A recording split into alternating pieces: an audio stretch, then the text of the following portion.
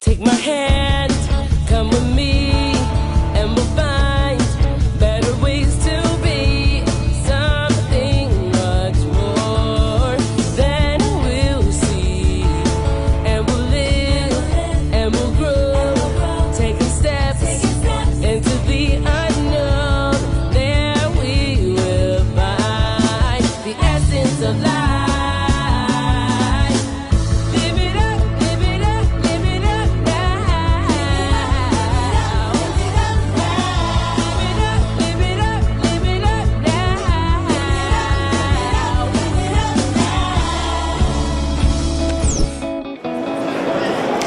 We're here in Miami for NAPTE 2013. Let's take a behind-the-scenes look at what makes television television.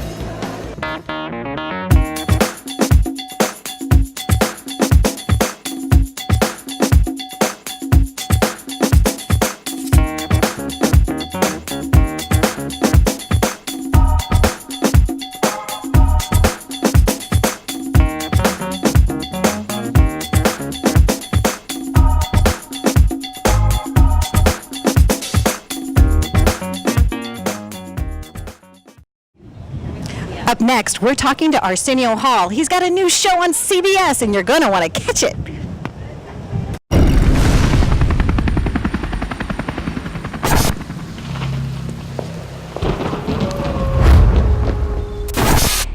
Some say he's only a legend.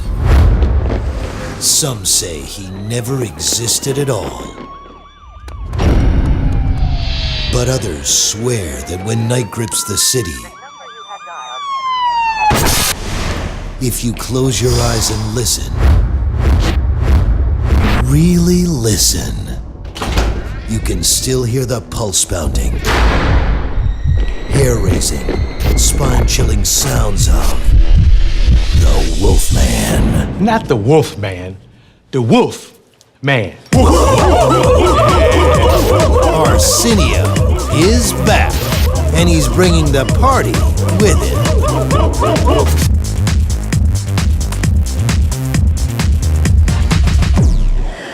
With us now is Arsenio Hall, and he is with the Arsenio Hall Show, now on CBS. That How was are a you? big meeting. That was a big board meeting. What would we call this show that Arsenio was hosting? First time around, boy, there was 20 people in a boardroom. Arsenio Hall Show, no, let's go further. Let's go deeper. We ended up with the Arsenio Hall Show.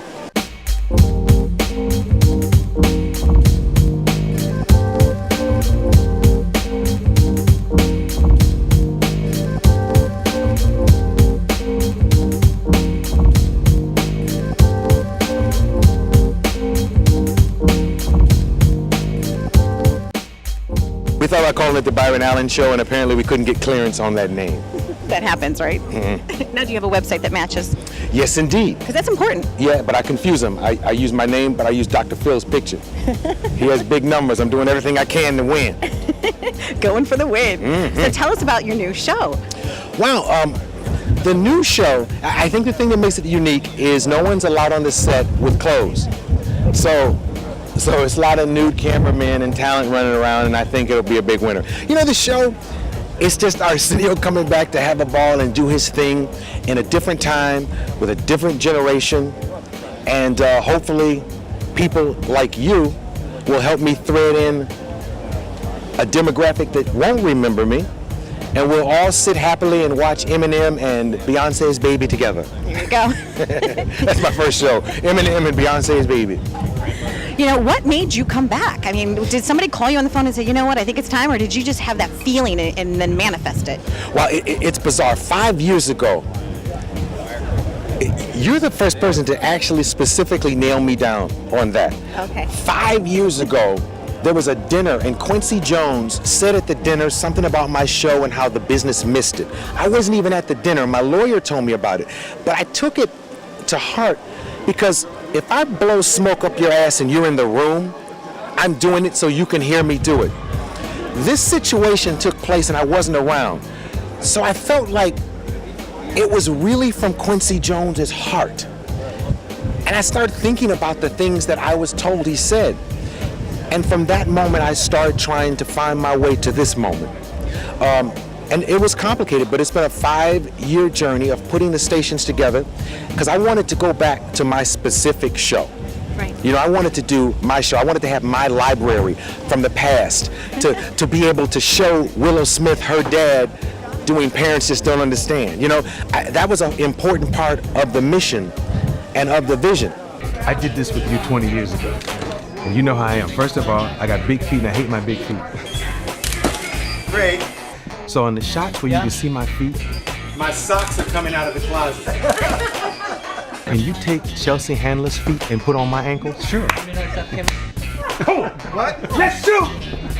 Arsenio Hall is coming back to late night television. 2013, fall, and I can't wait. Today we're shooting, let's call it a commercial. And it's the first time America will see anything on television about the show. Come on, y'all, check this out. This is not the camera we're shooting with, this is my camera from home. Instead of a commercial where I do something like say, I'm back, and everybody's, they've come up with a real unique creative angle that actually, I looked at dailies and it scared me. But there was a moment when it got hard, selling it, convincing people I could do it again, convincing people that I could, convincing the town, because we still haven't convinced the public, but convincing people that I could find lightning in a bottle twice. And then there was a night on the George Lopez show when I was in his dressing room as a friend. We were going to a Laker game after the show. George called me in his room and said, hey, come out here. And it was a night he had Snoop Doggy Dogg on. He said, didn't you first put Snoop on TV? And I said, yeah. He says, you introduce him. And he gave me the mic. And he let me do it. And he didn't realize that at that moment, he was creating a monster. Because I felt that ability, that fun of coming back from commercial and having the crowd, the light come up and they see it's me doing it. And they start barking with joy. Yeah, you know, when they start barking and I say, ladies and gentlemen, I started introducing them. I didn't have any cards. I just started, and it ended with, put your hands together for Snoop Doggy Dogg. From that moment, I was like, gonna die trying to get back to my audience.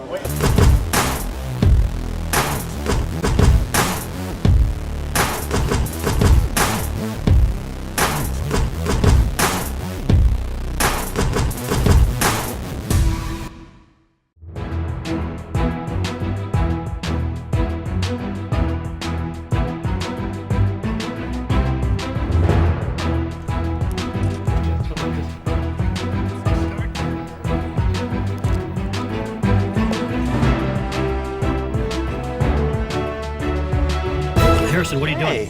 I'm making sure that Lisa is caffeinated so that she can be at her best. You know what? I can only say it's true. It's Lisa's giant support system, you know? Okay, that's funny. Notice Bill Rancic is nowhere in sight. No coffee, no show.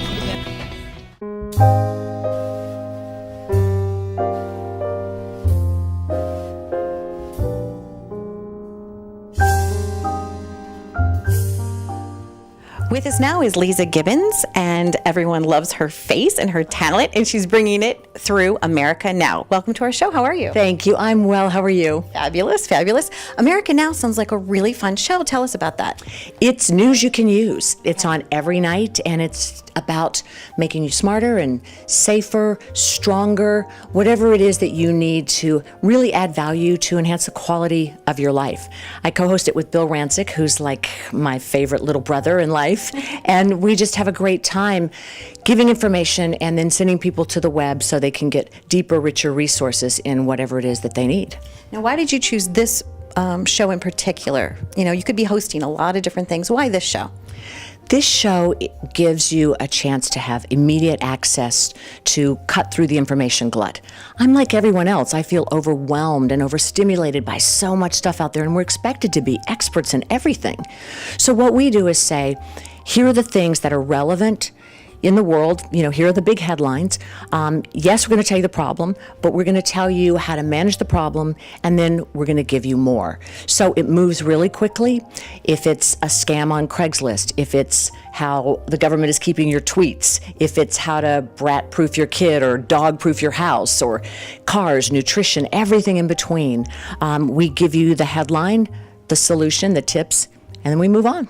Part of what we do really well at America Now is present stories that are very relatable, information you can put to use right away. We did a piece about home surveillance and security cameras and the options that are out there as tools for law enforcement. Our law enforcement expert is Lieutenant Hamilton with the LAPD, and when I spoke with him, I was shocked to learn at how law enforcement uses security cameras in tandem with homeowners. Where are you calling from? I'm calling from my office, and he's in my house. We were advised that a crime was occurring. They sent us the link, and we were able to monitor it while we were actually on the way to the house. Ma'am, are they still in the house? Still in the house. They're trying Okay, to two subjects now in the house? Subjects now. Running to the front. He's running to the front. The other one is trying to figure out which way to go. The cat's freaked out. The dogs are hiding. No, my cat's scared. Ma'am, I need you to calm down, okay? I'm sorry. I've just been robbed of everything. No, you haven't, because your items are still going to be in that house. No, but they robbed me before. That's why I have the video camera. Okay, the officers already apprehended 2 people. Apprehended 2? Okay. Yes, I just need... Thank God they got there. That is one of the best reasons I've ever heard to invest in a surveillance system. Yes, we have that capability here on the Los Angeles Police Department. Part of what's great about this segment is you see a lot of videos of crimes actually happening submitted by real people who want to help make you aware of how it happened. I think you're going to like it. I hope you enjoy it either on the show or at AmericanNowNews.com. I think when people watch you, they feel like they want to welcome you into their home, and I think it's kind of like news you can use, but from like a best friend angle. That's a really lovely compliment. The messenger does matter. And I hope that after 30-something years of being invited into people's homes, that I hope there's a trust level and a credibility. And I think that, we're talking about things that we care about. Bill and I do the lead stories and a lot of field reporting, so we're really involved in the show. Coming up on America Now with Lisa Gibbons. The show that delivers you the news you can really use. Hi, everybody. How are you? I'm Lisa Gibbons. Thanks for joining us. This is where it happened. 7-year-old Dylan was playing in that window, his sister's room, when he heard his friend across the street come home, and he rushed to the window to say hello. The screen gave way, and Dylan fell 30 feet to the concrete below. The whole idea behind this Red Cross Ready event is to empower young people.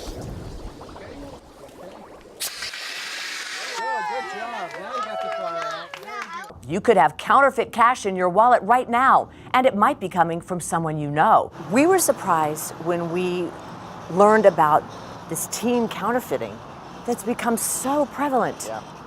When my family rescued an older dog, we called on our pet pro, Luciano Aguilar, and said, help us out. Piggy, now call him to you. Come. Good boy. I was spending some time with my dad today at a flea market, and we're going to tell you what you should treasure and what you should trash. Love this. She's got roses, dahlias, delphiniums, foxgloves, snapdragons, ulstrameria. There are a bunch of different things that grow here. Everybody's going to get your dog. Sir, what do you want? I'll have the Lisa dog. He'll have a Lisa dog. There, let's get it made up. Let's go.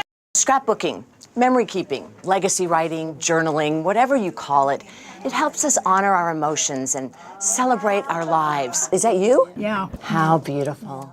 And I know people are going to be curling up with your new book. Tell us about that, because it's also a way to bring yourself into someone's life. I wrote a book called Take Two, Your Guide to Happy Endings and New Beginnings. Because I believe that at some point, many of us arrive at a destination that feels a little empty, or we got depressed, or we got divorced, both of which happened to me, or we got fired, we got fat, maybe you're just stuck and you feel like life should matter more. I wanted to be the voice of you can hit the reset button, you can call for a redo, and you can recreate your life. We're writing the story of our lives, and if it's not exciting enough for you to want to turn the page, then you got to put in some plot twists and deal with that fear that's keeping you from diving in. And a lot of times it is fear, and I also think it's failure to give yourself permission. That's it. You know, a lot of my friends are like, they just don't know they have a choice to have a redo. So I like your book.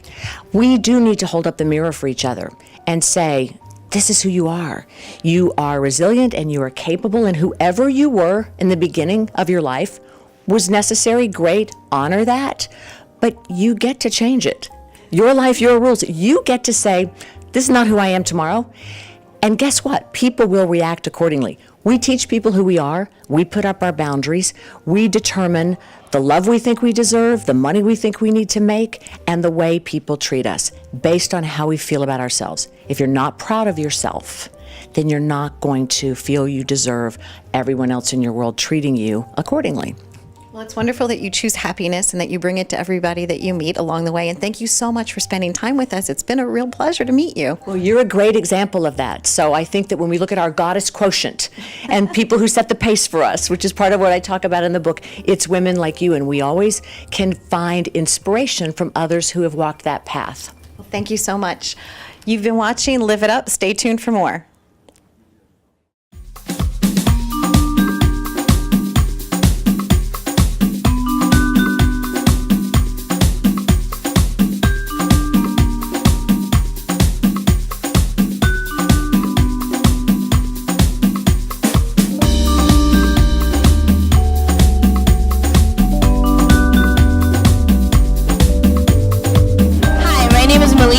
And you're watching Live It Up.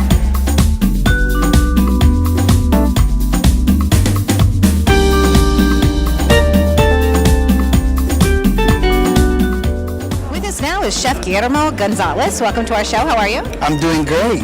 And what are you doing here in Miami? Well, we're promoting a new show called Salsa and Flavors from Puerto Rico. So basically what we're doing is we are giving a little taste of what we do, because it's about lifestyle and food. So that's what pretty much we're doing around here. And you brought me a little gift. What is this? Yes, this is what we call a piña colada, but in a molecular way, meaning that there's a nitro something that I forgot how to mention, but it's just like the piña colada, the traditional piña colada, but in another form of making it. Tastes very good. Tastes very good. Okay, I'm going to try this off camera. So for now, but look how pretty it is. Isn't that pretty? Oh, that's amazing. It's absolutely beautiful. It tastes even better. Want to taste paradise? Here's your getaway.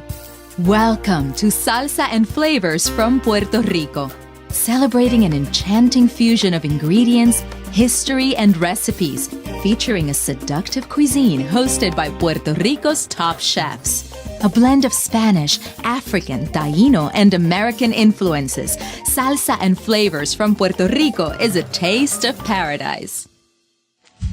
How did you find your passion for food? How did you know you wanted to be a chef?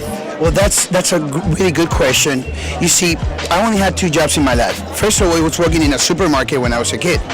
But then at the same time, my mom, she has one of the bedrooms in her house. It's just for kitchen stuff. So I guess I got it from my mother. You know, little by little, started doing all this. I guess back in the 90s, chefs started to become rock stars, right? So that enhanced a little bit the food and all that. Other than I found cooking is a way for me to, how can I put it in simple words, to enjoy life. So cooking is pretty much the only job I've ever had, and I see myself just cooking until the day I retire, if I ever retire. So in essence, what you're saying to me is it's the way that you live it up. Totally. So what are we making? Okay, we're just actually doing the garnish for the piña colada. I already have some wedges here.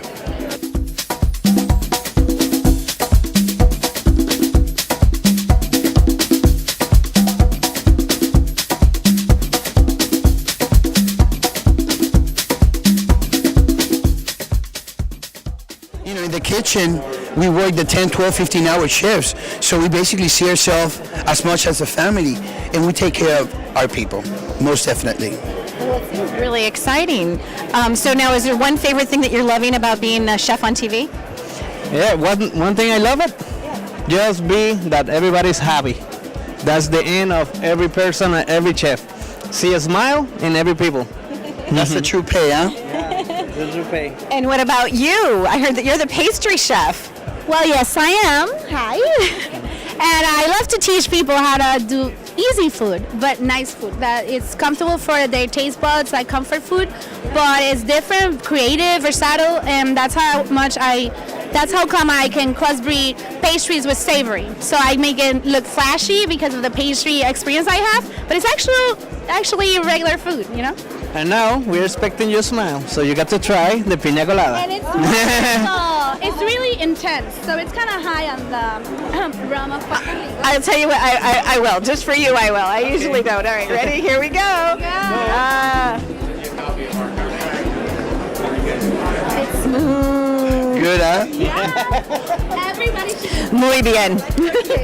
I'm gonna have 10 of those back in the house. See the smile? That's the smile we're talking about. That's really great. Thank you guys. No, thank you And to think we met in an elevator. Who knew? Crank it up, let it rip. Honky tonk road trip. I gotta get loud, get lit. Crank it up, let it rip. Honky tonk. Hey, I'm Rick Monroe, and I've marked my map with every rundown honky tonk in every state. So each week we're gonna travel America to these towns and surprise the venue owners with brand new renovations. So come on, y'all, check it out. Each week, the Honky Tonk Road Trip will focus on one deserving club that has seen better days. Places that were legends in their time, but with the span of time have undergone decay and lost a bit of their original glory. Our goal would not be to remove what makes these places so great, but rather to make each honky tonk we touch the pride of their community. Each episode begins with a surprise to the venue owner. We take out the old and bring in the new, then finish it off with a boot stomping country performance. So join me as we travel across America and change the faces of these honky tonks.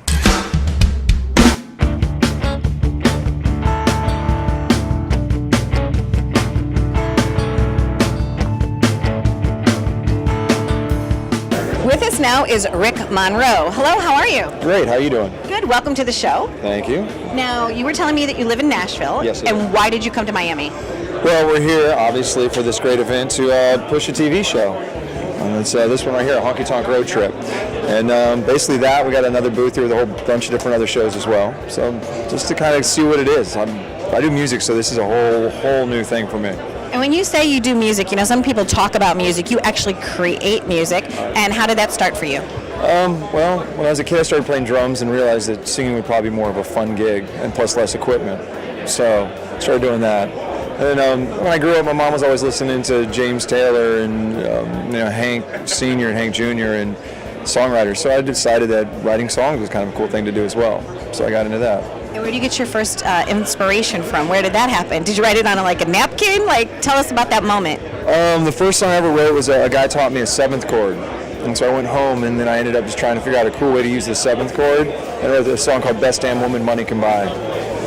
Best damn woman money can buy. Yeah. And how old were you? And how much money did you have in your pocket at the moment? Very, very little. I was actually probably about 17 or 18 or something. So, and since then, now I literally, anytime I hear something that's kind of interesting or hooky, I'll write it down. And so I've got an entire list of new hooks and ideas.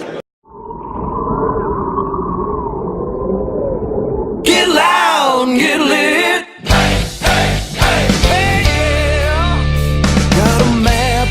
Dash with the whole US of A. Got every honky tonk marked in every state.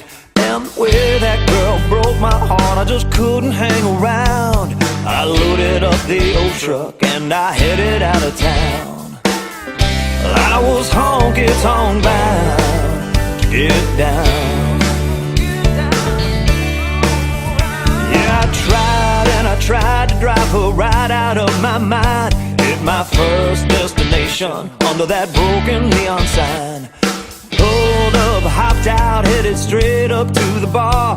Band played Waltz Across Texas on that slow steel guitar. Brought them all around, said don't you dare play nothing sweet. Turn it up, let me hear your best kick-ass country beat. Crank it up, let it rip. Honky tonk road trip, I gotta get loud and get lit. Let it rip, honky tonk road trip. I gotta get loud.